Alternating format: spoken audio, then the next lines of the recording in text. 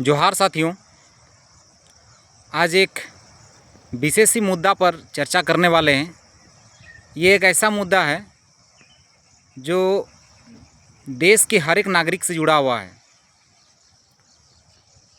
देश के चाहे वो गरीब परिवार हो, चाहे वो मध्यम वर्गीय परिवार हो, चाहे उच्च वर्गीय परिवार हो, सब के साथ ये जुड़ा हुआ है। ये मुद्दा है पेट्रोल में इथेनॉल मिलाने का मुद्दा, जिसे अभी सुर्खियों में देखा जा रहा है, न्यूज़पेपरों में देखा जा रहा है।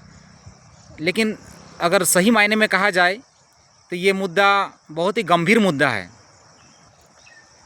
पेट्रोल में इथेनॉल मिलाने का मुद्दा अभी हाल ही में गवर्नमेंट ने अभी भारत सरकार के पेट्रोलियम मंत्रालय ने पेट्रोल में 20% इथेनॉल को मिला दिया है। इससे अकेले नुकसान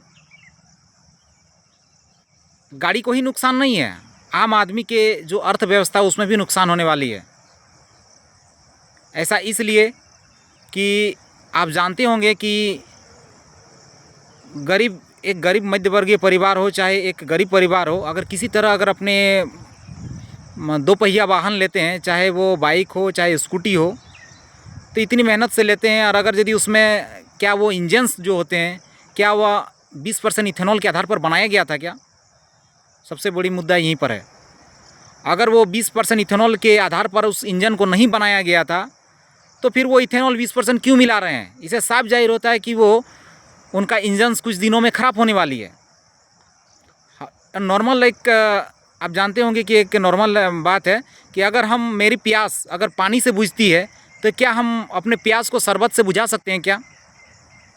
अगर नहीं, तो साफ जाहिर होता है सेम कंडीशन उसी पे भी लागू होता है, उस इंजन्स पे भी लागू होता है कि अगर उस इंजन्स में सिर्फ पेट्रोल के लिए बनाया गया है तो उसमें पेट्रोल ही होगा, उस पर इथेनॉल उस कंडीशन को फुलफ़िल नहीं कर पाएगा।